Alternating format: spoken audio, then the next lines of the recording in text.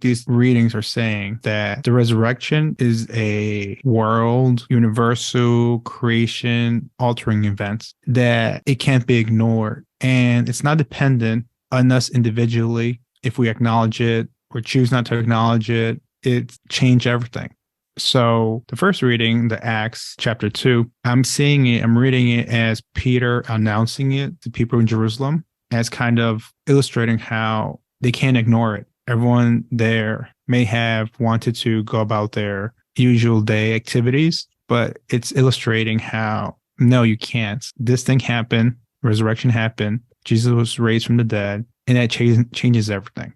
And so for the second reading, first letter of Peter, chapter 1, I'm saying it as Peter talking to the Christian community about, this happened. Not only the crucifixion, but the resurrection. So that changes everything. That should mean something. And in the gospel reading, Luke chapter 24, the road to Emmaus, I'm seeing the same thing too, where these two disciples, right after resurrection, they're trying to go about their own way, their own lives, and not realizing that this is something drastic. Even as they're physically trying to move away from it, they can't escape it because the resurrected Christ comes to them. One exegesis of this I read was to look at all three readings in the light of release from bondage, which resurrection was, right? It was release from the bondage of death, physical, complete release from the bondage of death. So I went back to all three readings with that lens, and I found it very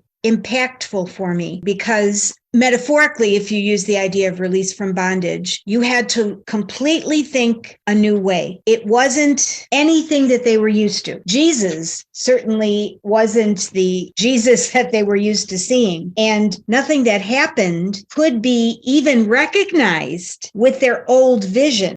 So when Peter talks in this first reading in the Acts of the Apostles, he speaks about what happened because people didn't understand him, and uses that as the fulcrum to inviting them to think of in a completely new way. And in the second reading from the first letter of Peter, he uses the word ransomed from futile conduct, ransomed, redeemed, released.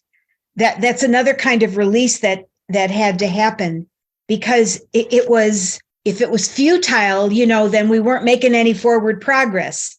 So you had to be open to an entirely new way of thinking and understanding and being. And that would help you recognize this Paschal mystery, which is at the core of who we are as Christians. And then in the lovely pericope about going to Emmaus and going from Emmaus, what was binding them in their thought was an expectation that they had, which didn't hold up anymore. They had to be released from that completely.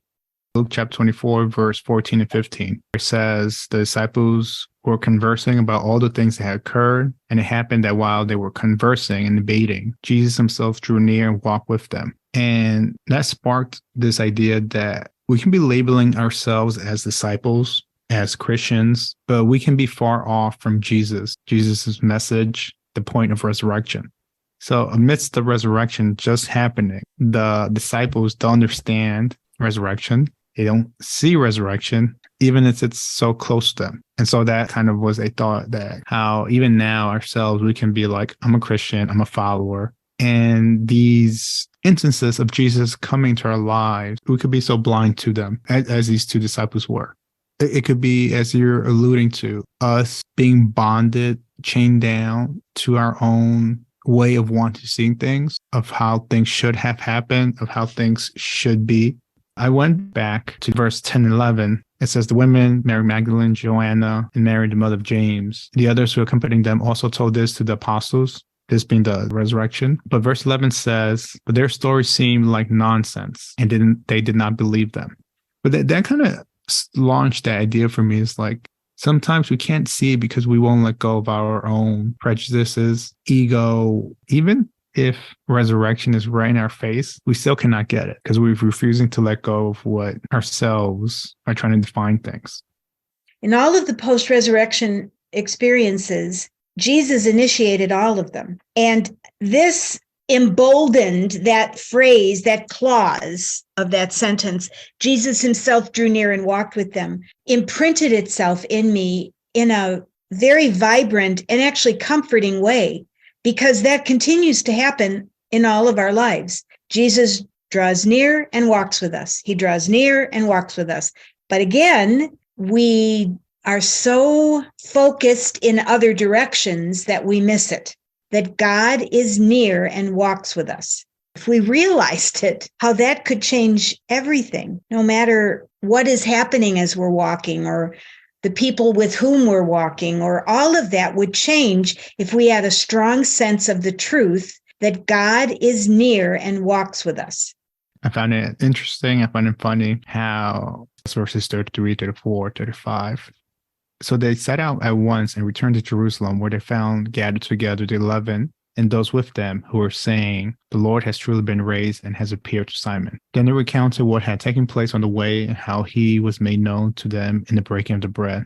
And I found it funny how in verse 9, where it says, "Then they, the women, they returned from the tomb and announced all these things to the 11 and to all the others." And then verse 11, their story seemed like nonsense and they did not believe them. So what's the kind of difference? Are these two disciples, presumably men, hold more value than the testimony of the women?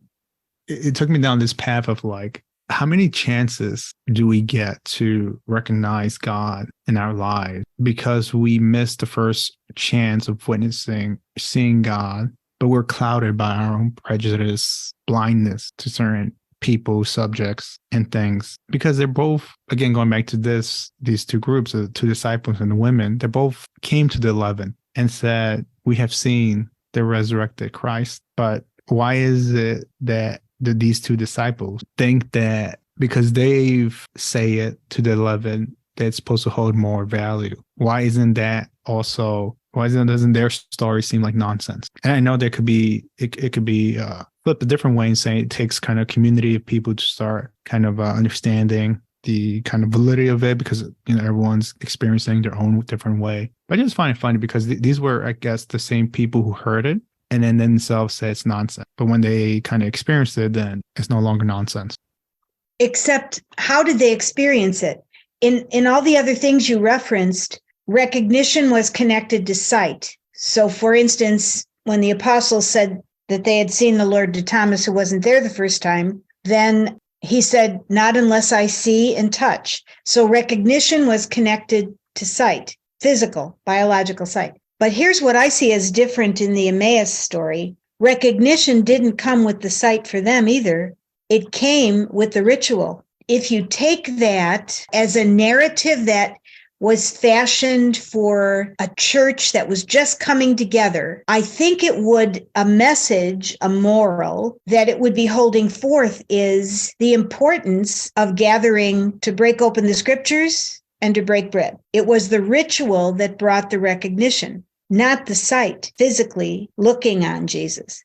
But then the second thing that we have to mention is they didn't have anything to compare this to, because except for Lazarus, who had been resuscitated, and others in the Old Testament, right, with Elijah and Elisha, no one rose from the dead with this life that was new in every way, not just breathing again with a beating heart, but a completely new way to be. Regarding the breaking of bread, I've heard that's kind of speaking of the Eucharist and the Last Supper, and but it kind of dawned on me the idea that, this says these two disciples, one was named Cleopas. They weren't mentioned in the Last Supper. And I'm going now also to Luke chapter 24, verse 9. It says, "They returned from the tomb and announced all these things to the 11 and to all the others." And I'm holding on to that word, "and to all the others." It seems like there's an allusion to the possibility that there are always others present in these gospel verses, even if they're not particularly named. So I think that's also then kind of these paintings, these books of like the Last Supper, where it's just 12. But, there's a possibility there was more than just 12. I know people have mentioned that, have said it, but I don't think it's fully ingrained in the general population how the Last Supper could not have just been just 12. It could have included Cleopas. It could have included women. Yes. Mary. So I think there's allusion to that, and this kind of hints at it. Like, how would Cleopas and the other disciples with him have that dawning if it wasn't as tied to what had happened at the Last Supper. So, okay, are we ourselves then, now in the present day, holding on to these types of biases, preconceived notions, and we're missing the point because in our minds, we're like, oh, only men were present at the Last Supper, only the 12 were. But there's probably things we're missing, overlooking. And it could be right there right in front of us in these verses, but we're closing ourselves from that. Art has had a huge influence on how we perceive what we read in Scripture. So yes, there's paintings of Jesus in the middle with 6 apostles on either side. And so we think it was that. We're missing a perception that's actually broader. The reality is broader than how we learned it and held on to it. I think the initial biggest hurdle in the spiritual life is to get past that your lens is the only lens, and to be receptive. There has to be this breakthrough moment when your recognition becomes more expansive, and then how you live changes. Your experience of life translates into how you live and move forward and what you reflect to other people.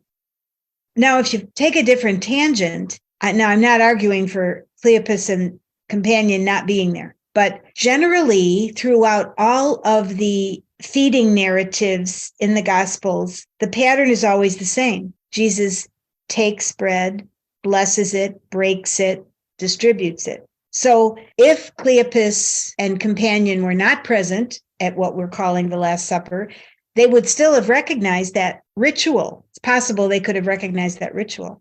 I'm reading these verses 19 through 24. The 2 disciples kind of saying he was a prophet. He was crucified. He was supposed to be the Redeemer of Israel. He died, but on the 3rd day, they're saying that there were angels and there was no body. And so that kind of give a kind of a skeleton view of like what some people may say, oh, I'm a Christian. I think, Jesus was crucified. He was God's son. He was messenger. Like there's a certain level where we can talk about it. But it shouldn't be reduced to that, is what you're saying. Right. It comes to a point, like for them, it took that Jesus having that conversation, having that dialogue, having that connection. Because in the next line is where Jesus is like, oh, how foolish you are. But that's part of the conversation. I think that most of us may lack, where we're like, oh yeah, I'm a Christian. I believe this. I know that. Yeah. But are we in prayer with Jesus? Are we in prayer? Are we kind of delving into it to then kind of have that open up more instead of just saying, oh yeah, I'm a Christian?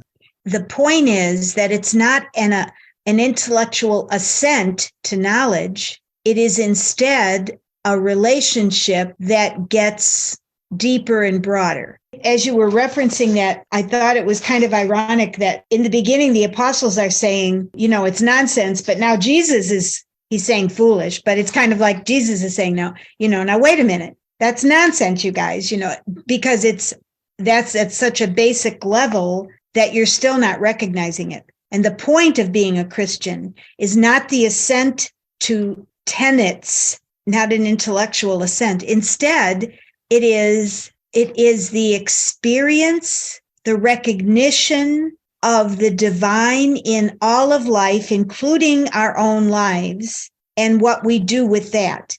And the realization that we are invited to do something with this. In other words, we're so changed that something has to happen. That's exactly what happened to the 2 guys, right? They went right back to where they were going from, right? They go right back because the experience, the recognition that came in the ritual opened up something, triggered something, and they were changed so that they had to go back to the place they had just left because they were different. Then going back would mean that the difference would keep happening. Things would keep getting unpacked because their sight was different in their experience of life. We can't be content with just knowing facts that we consent to with our minds.